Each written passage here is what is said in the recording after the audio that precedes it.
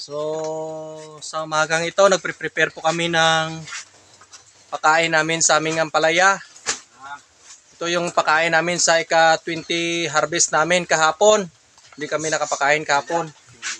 So, ito po, ipapakita ko po yung ipapakain po namin sa umagang ito. So, abangan nyo po. Ito po, no? Ito yung ipapakain po namin, 4 na container. So, bagong lahat, shout out muna tayo.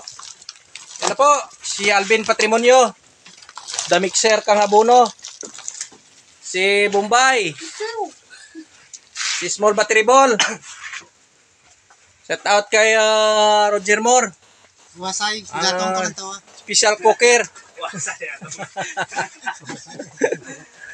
Shout out din po kay Tita Betty Hisugan. Tita Bet, magandang umaga. Merry Christmas.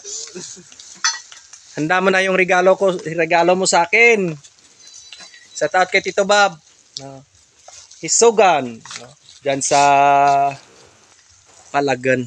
At saka si Hisugan Family. Magandang umaga po. Shout out din kay Singsing Ustaga. Kay Siron James Ustaga. Kay Ronald Ustaga, kay Rowena Palyasa, kag din Palyasa. Shout out din kay Eileen Velasco. Shout out din kay Ma'am Nancy Giliergan at saka sa Giliergan family. So, magandang umaga sa inyong lahat. Shout out din kay Gio Salcido. Saka kay Divine Grace Ispa Salcido. So magandang umaga sa inyong lahat. At saka sa Salcido family dyan sa ano yan?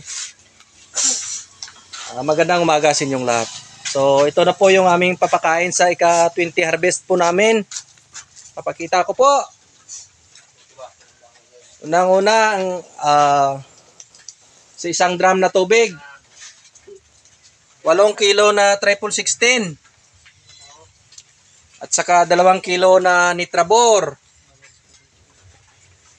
1 kilo na 0060. At saka 2 kilo na asin. So 12 kilos lahat pati sa ng asin. Yan po. Ito po yung mixing po namin sa isang drum na tubig. No, ulitin ko po. 2 kilo na asin, 2 kilo na nitrabor, 1 kilo na 0060, 7 kilo na triple 16 sa isang na drum na tubig.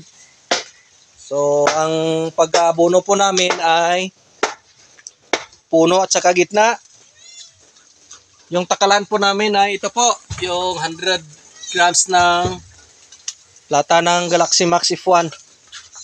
So, gitna puno po yung papakain po namin. Yan po, kahit umulan-ulan, tuloy yung pakain po namin. So, magpapakain po kami kahit umulan. So, yun lang po sa umagang ito, no. God bless sa inyong lahat. So, yan po pinakita ko na yung papakain po namin sa aming ampalaya. So, anong date ngayon? December 27. So, October 1 po tinanim. Ano na? Bali 87 days. 87 days old na po yung aming ampalaya. So, ika-20 harvest po namin. So, yun po, no? Sa umagang ito. God bless inyong lahat. And advance, Happy New Year.